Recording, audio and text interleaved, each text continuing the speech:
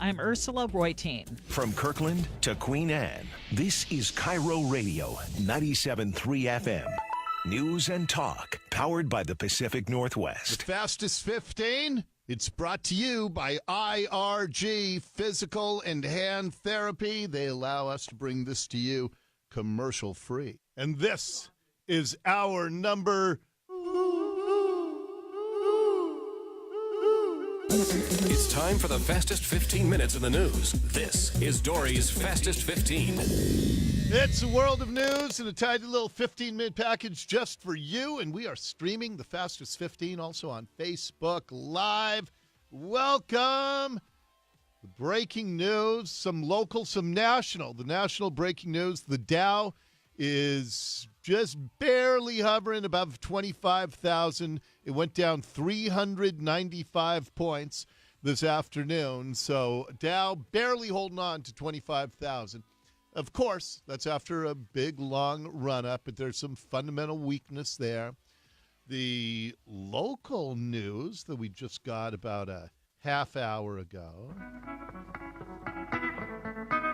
How many farewell tours have the Rolling Stones done now? I don't know, but I'm glad they're coming back, so maybe I'll have a chance this time. Nah. You want to see them? Yes. Would you? Why? I just not a huge fan. I've never really wanted to go see them in concert. This is my favorite of their songs, but mainly because this was in a great scene in the movie Goodfellas, and I associate it with that. But I will say they are one of those bands that, even though I don't personally like them that much, I certainly recognize their greatness. Oh, yeah. And the fact that apparently, Mick Jagger, he's still got about a 26-inch waist, which I admire even more than the music. Have you seen his energy level? Yes. Yes. Yeah. I think there's a correlation. And the fact that they are still together and that Keith Richards, with all that he's imbibed on over the years, that he's still kicking. So, and they've been doing this for more than 50 years, 55 years. Oh, no, did you already say that Mick Jagger is 75? It's incredible. Yeah. So yes, for all the many fans here in the Northwest, the fact they're coming to CenturyLink Field is great. So, what's the date of it? May 22nd. So tickets go on sale this Friday. Friday the 30th, a week from Friday, and it's for a May 22nd concert at CenturyLink Field. I've never seen a concert at CenturyLink. Oh, thank you for correcting me, too, because I think I said this Friday. Oh, yeah, week from Friday. It's week from Friday. The tickets go on sale. They're really good, except for don't sit on the top. At the top, which I know you never would, but but I'm such a snob. The 300 levels, not the cut best. it? Okay. Not the best audio. All right. Well, the Stones are coming to town. Let's see what else we got here in the fastest 15. Boy, I've been taking a little trip down memory lane. Did you see? Have you seen any of these King 5 70th anniversary specials? I have not. It's their 70th anniversary, and Okay, that's pretty incredible, too. It really is, especially when you consider that the matriarch of King 5, Dorothy Bullitt, I mean, a woman running a broadcast company was so incredible. And I've told you, when I first met her, I'll tell you the story again real quick in case people haven't heard it. But I was 18-year-old kid, and Bill O'Mara was working at a Everett radio station. He was the King 5 sports director in the late 50s, early 60s. And he wanted me to meet Dorothy Bullitt. So I got the call that she would meet with me, and I had one suit. It was this 3-piece corduroy suit. And I put that on. I went down to the well King worn 5. on the elbows and stuff. Oh, yeah. Okay. Yeah. I went down to the King 5 building, and we had a very nice fit. She was holding a little tiny rat dog in her lap. And because I was thinking going in, the show Lou Grant was big at the time, and the owner of the newspaper was Mrs. Pinchon, and she would always hold a little tiny dog. And that's what I thought these media matriarchs were like. And sure enough, Dorothy Bullett's holding this little dog while I'm talking to her. And I don't have any idea what she said or what I said, except I told her I'd like to work there someday. And her last words were, and she had this real smoker's voice. She said, "You know what, kid? I'd like you to work for me, too. You have nice eyes." And then about 2 years later, I got an internship there. And then I worked there for, all of my 20s. You always need that one little break. Yeah, it was wonderful. So I was watching, and they did a feature on my friend Tony Ventrella as part of the 70th anniversary, who was one of the most, and I would think the most distinctive television news personalities maybe ever in Seattle. And I'd go to Vegas with Tony and walking down the strip, "Hey, Tony!" Everybody knew him. And so, we had, oh gosh, we had fun.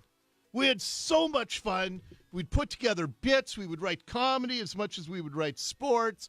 And I was really touched that I actually got a little mention by my buddy Tony when they were doing the profile of one of the most distinctive TV news personalities ever. I got in, and I was all set to go. I was training for it, and Dori... I need to back it up a little bit. So the story is, he said one of the most memorable events was one he didn't get to cover because he'd been training for the Berlin Marathon, and about 2 weeks before he and I were going to leave, I was his producer, and then we had a photographer.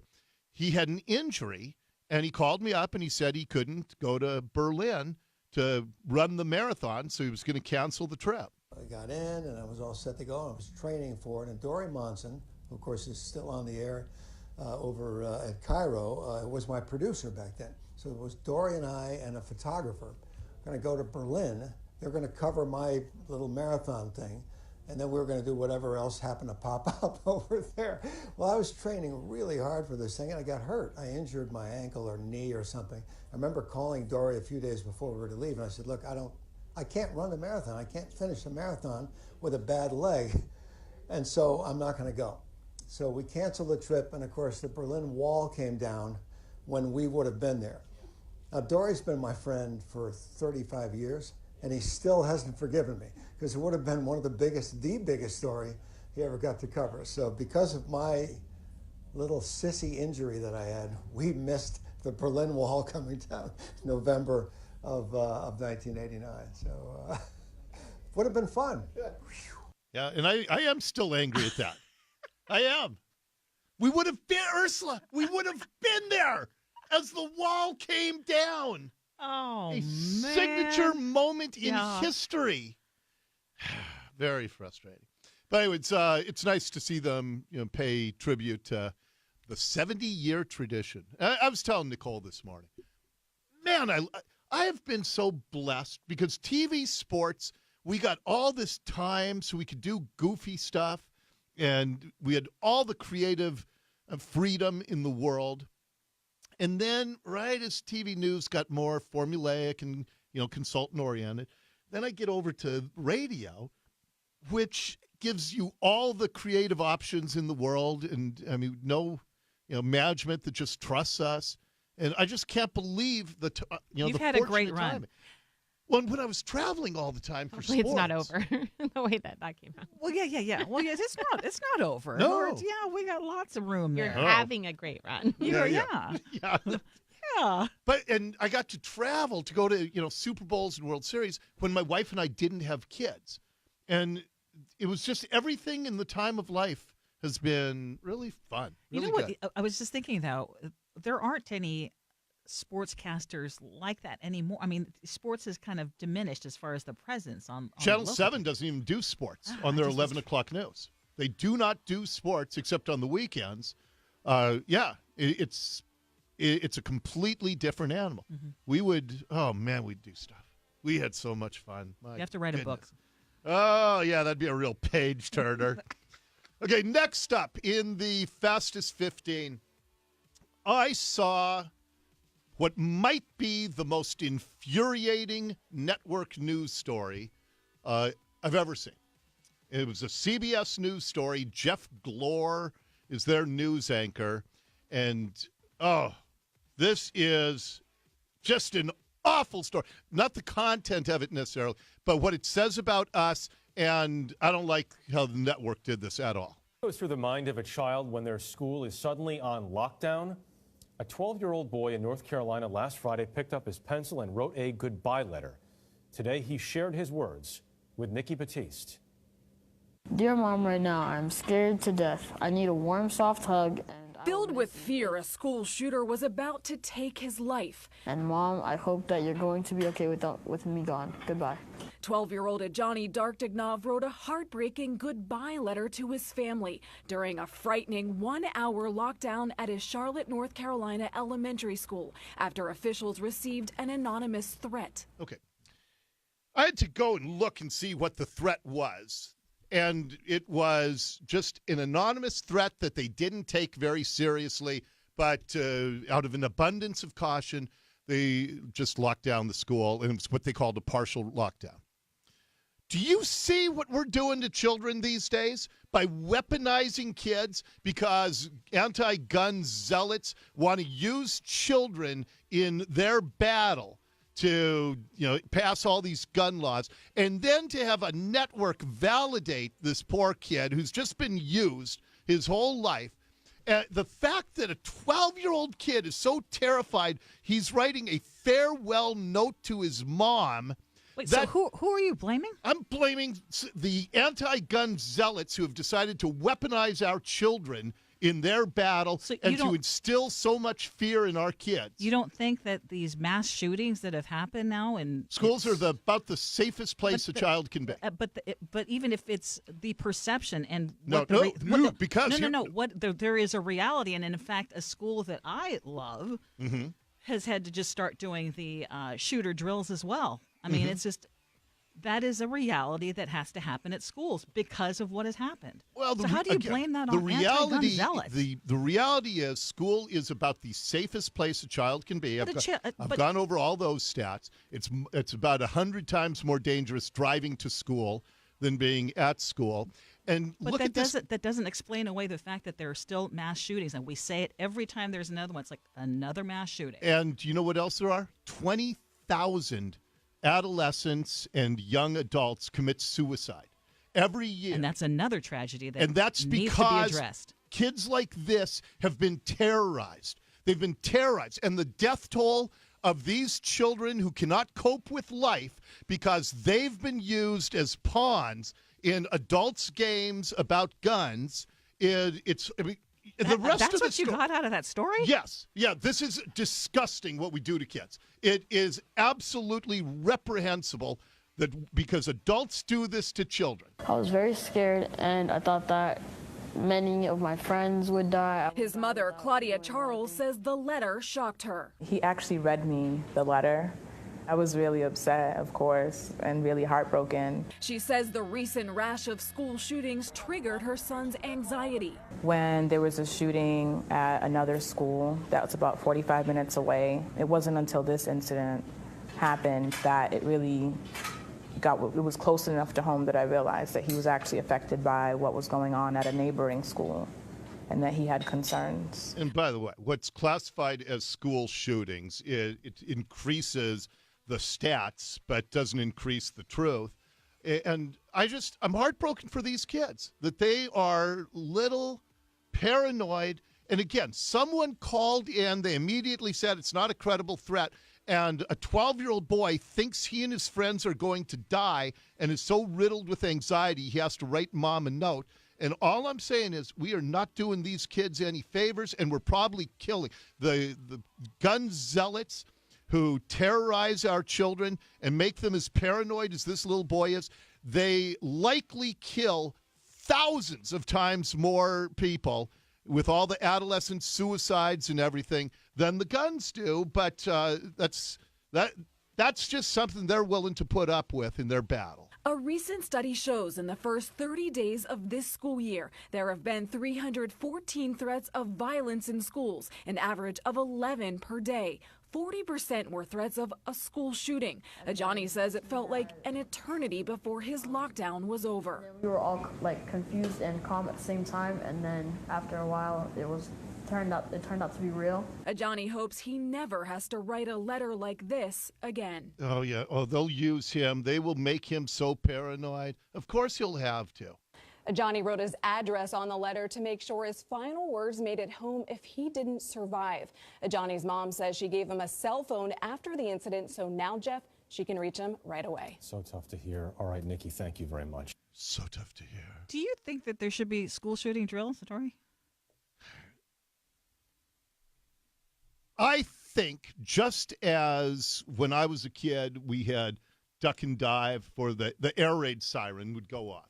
And we thought that the Russians were going to drop an atom bomb on us. Yeah, I think that it's fine to do that.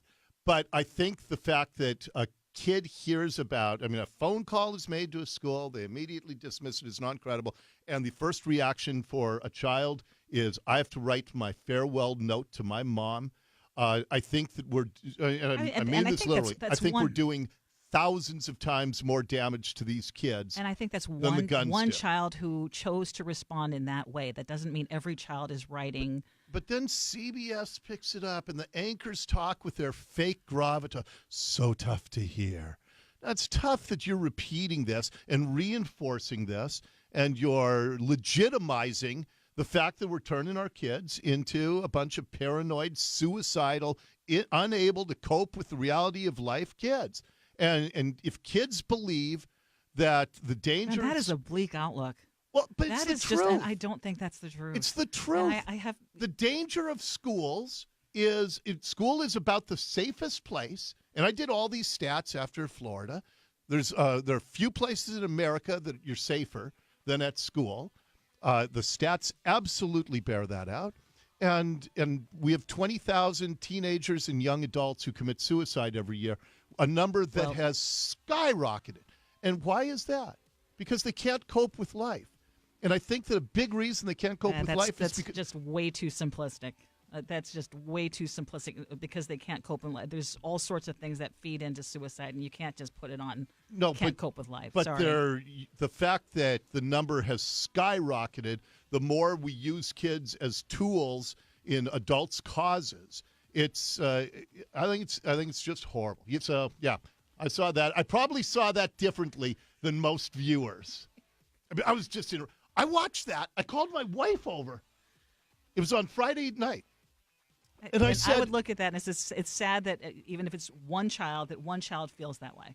I told my wife, I hardly ever feel this way on a Friday night. I wish I had a show tomorrow because I'm so fired up about this. And that is your Fastest 15. This has been the Fastest 15 minutes in the news. Fast. Dori's Fastest 15. Jeff Clore, what did you think about my little rant there? All right, Nikki, thank you very much. Wait, what was that? You can reach him right away. So tough to hear. Yeah, so tough to hear. That's what I was looking for. Coming up next, we are going to share with you the city councilman who dropped out because he said the liberals in Seattle were not just vicious, but hateful, threatening his wife, threatening his kids. He will share his story with us next on the Dori Monson Show.